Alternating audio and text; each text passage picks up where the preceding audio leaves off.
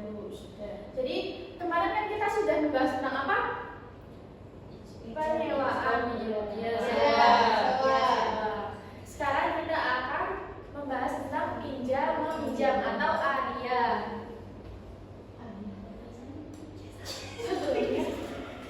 Sebelumnya kita akan membahas dulu tujuan pembelajarannya. Yang pertama itu menjelaskan pengertian aria secara tepat. Yang kedua itu menyebutkan dasar hukum aria dari Al-Quran dan juga hadis. Lalu yang ketiga mengidentifikasi rukun dan syarat aria. Yang keempat menganalisis perbedaan aria secara logis. Yang kelima menyimpulkan hikmah praktik aria. Yang keenam menyajikan contoh penerapan dalam kehidupan nyatanya. Nah, pernahkah kalian meminjam barang punya teman kalian? Pernah. Meminjam apa? Barang. Uang. Barang nih. Iya, uang kan barang ya teman-teman ya. Iya. Nah, lalu uangnya itu dikembalikan apa ke barang? Iya, Bu. Oh iya. Itu salah satu yang akan kita bahas pada pembelajaran hari ini. Nah, gambar apa ini? Siapa yang mau membacakan? Aku. Ya, silakan. Itu tuh gambar Ali sedang meminjam sepeda temannya. Nah, saat digunakan sepeda tersebut rusak. Ali merasa tidak sengaja sehingga ia tidak mengganti. Terus, apakah Ali wajib mengganti? Wajib. Menurut kalian gimana? Wajib. Oke, kita akan diskusi terlebih dahulu ya. Iya. Ibu bagikan soalnya. Oke, kelompok 1 dan kelompok 2 Ibu beri waktu 5 menit. Nanti bisa dipresentasikan ya. Sudah? Oke, silakan yang mau presentasi dulu. Kelompok berapa? Kelompok 2 silakan kelompok 2.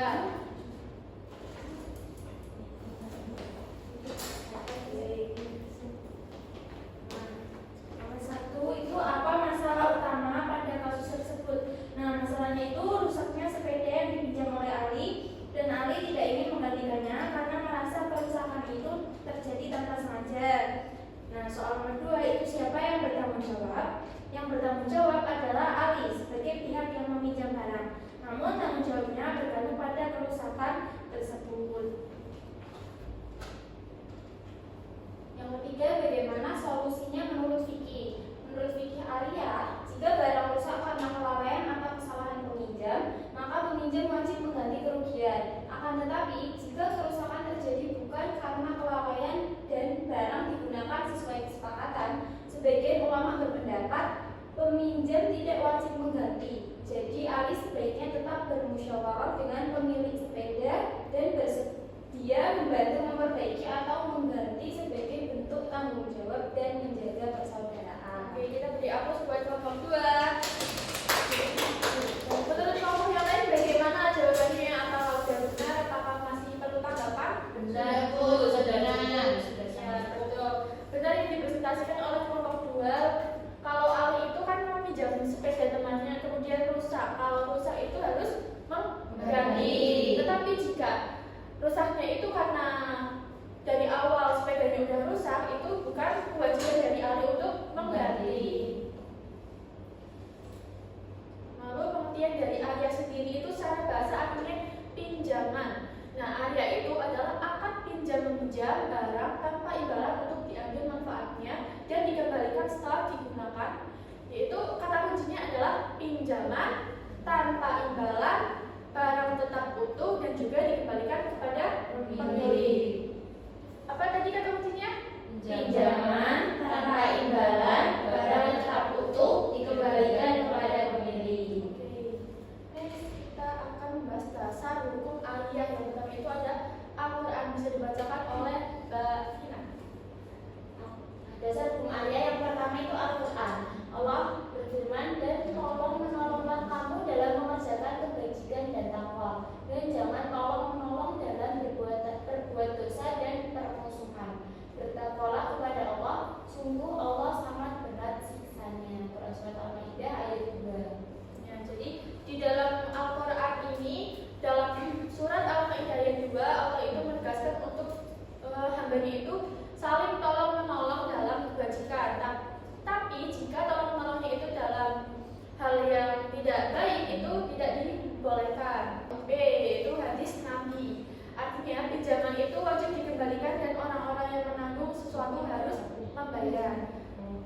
Jadi kalau seseorang itu seperti yang tadi Ali ya, Ali itu meminjam. Nah, ketika barangnya itu rusak, dia harus bertanggung jawab. Tetapi kalau barangnya itu rusak karena emang sepedanya dari awal udah rusak, itu bukan tanggung jawab dari Ali. Nah, dalam hadis Imam Bukhari dan juga Muslim dari Anas dinyatakan bahwa Rasulullah telah meminjam kuda dari Abu Talha, kemudian beliau mengendarainya dalam hadis lain yang diriwayatkan oleh Abu Daud dengan sanad yang jayyid.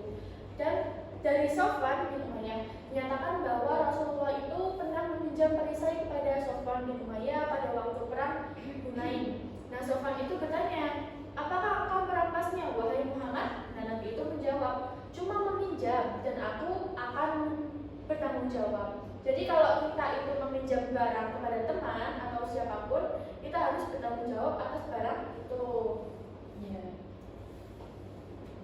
Hukum arya itu ada 4. Yang pertama itu mubah atau boleh. Ini merupakan hukum asal dari pinjam-pinjam. Lalu yang kedua sunnah, artinya itu pinjam-pinjam yang dilakukan merupakan suatu kebutuhan akan hajatnya, lantaran dirinya itu tidak punya. Misalkan di rumahnya itu tidak ada sound system, sedangkan dia itu akan mengadakan pengajian yang lumayan besar gitu. Jadi dia harus menyewa sound system dan juga peralatan lainnya. Nah, sedangkan tetangganya itu saudaranya itu mempunyai sound system dan dia itu meminjam dari saudaranya. Seperti itu. Jadi itu karena kebutuhan akan hajatnya. Lalu yang ketiga, wajib, artinya pinjam-meminjam yang merupakan kebutuhan yang sangat mendesak. Dan kalau tidak meminjam akan menemukan suatu kerugian.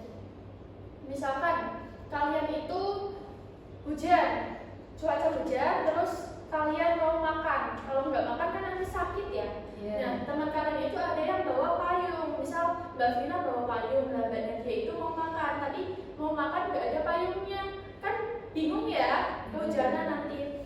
Nah, Mbak Nadia itu pinjam payung ke Mbak Vina, lalu dia beli makan, setelah beli makan dia mengembalikan payungnya. Lalu yang keempat itu haram, artinya pinjam meminjam yang dipergunakan untuk kemaksiatan atau untuk berbuat jahat. Contohnya itu menyewa rumah untuk hal-hal yang berbuat maksiat seperti itu ya. Nah, selanjutnya itu ada rukun asya, yaitu ada 5. Yang pertama mu'ir, yaitu orang yang meminjamkan. Lalu yang kedua musta'ir, orang yang meminjam. Lalu yang ketiga ma'ar atau musta'ar, yaitu barang yang dipinjamkan. Yang keempat batas waktu pengembalian. Lalu yang kelima syiur atau ijab dan qabul.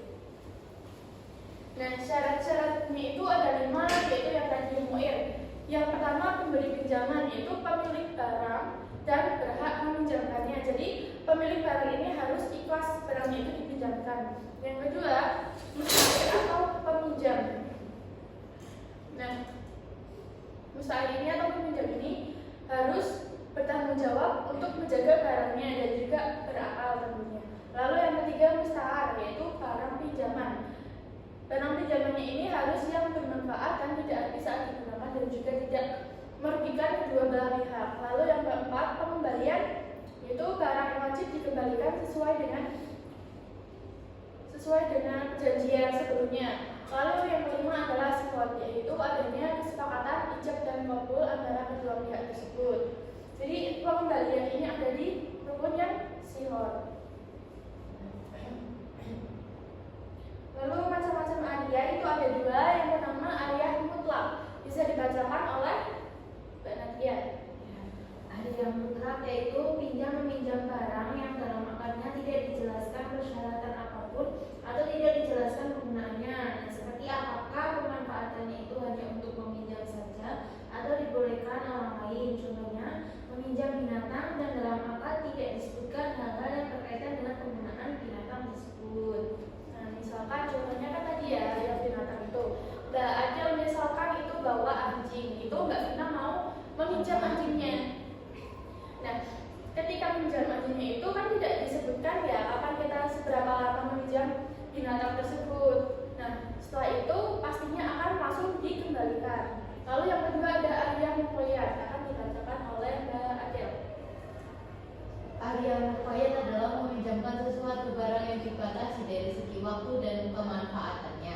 baik disyaratkan pada keduanya maupun salah satunya. Peminjam harus bisa menjaga batasan tersebut kecuali jika kesulitan untuk mengambil manfaat barang. Ya, contohnya tadi yang kasus awal yaitu sepeda itu harus dikembalikan dan juga ada batasan waktunya. Misal Ali itu minjamnya itu hanya 1 hari, nah harusnya besoknya dikembalikan. Selanjutnya itu hak dan kewajiban. Yang pertama, hak dan kewajiban dari mu'ir atau pemberi pinjaman. Yang pertama, meminjamkan barang dengan ikhlas. Yang kedua, barang yang dipinjamkan harus mempunyai manfaat dan juga halal. Lalu yang ketiga, tidak mengandung riba. Yang kedua itu ada mustair atau peminjam. Jadi hak dan kewajibannya itu yang pertama menjaga barang pinjaman itu dengan baik. Yang kedua, mengembalikan tepat waktu. Dan yang ketiga, menanggung biaya dan bertanggung jawab atas barang selama dipinjamnya. Selanjutnya kita akan tonton video berikut.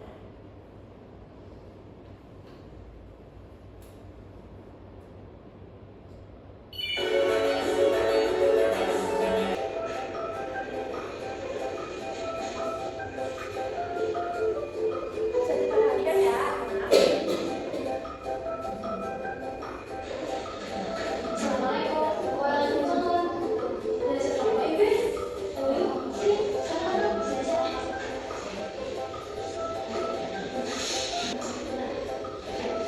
Kayaknya mana ada tugasnya ibu? Iya nih.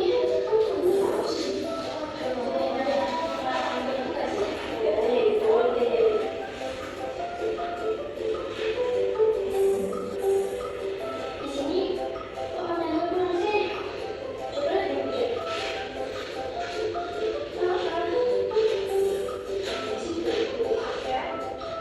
Kayaknya ada beberapa kasih ke siapa sih? Itu kemarin lihat ada namanya itu Cire, dia tuh bilang apa kita pindah aja? Ayo, soalnya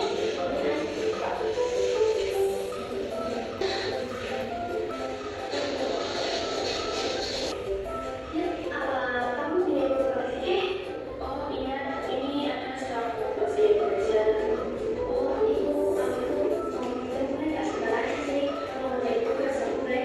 Oh boleh yang penting besok juga bukan ya soalnya saya juga mau belajar. Oh iya sih boleh.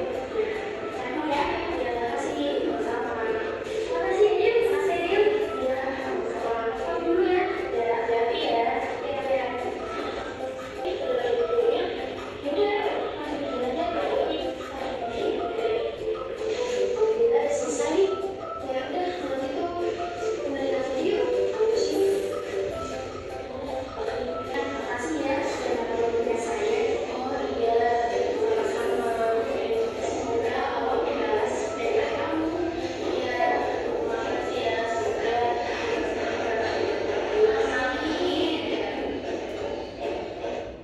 Nah, sudah disimak anak-anak?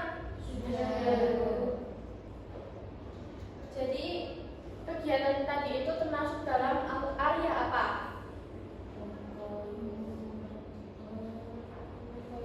Iya, muqayyadah atau muqayyah. Itu peminjam suatu barang yang dibatasi dari segi waktu dan juga pemanfaatannya tadi, baik disyaratkan oleh kedua orang yang berangkat maupun salah satunya. Tadi kan yang peminjamnya, yang meminjam buku fikih itu kan menyarati untuk waktunya, besok harus dikembalikan karena dia akan belajar juga. Apakah teman-teman sudah paham tentang materi area?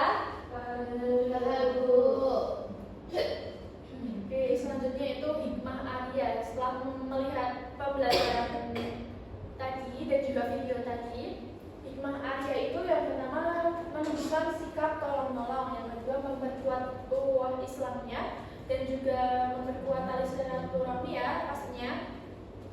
Lalu yang ketiga melatih tanggung jawab, yang keempat menanamkan kejujuran dan juga amanah dari orang yang meminjam. Apakah ada pertanyaan? Tidak. Beneran? Iya. Oke, selanjutnya kita akan kuis ya.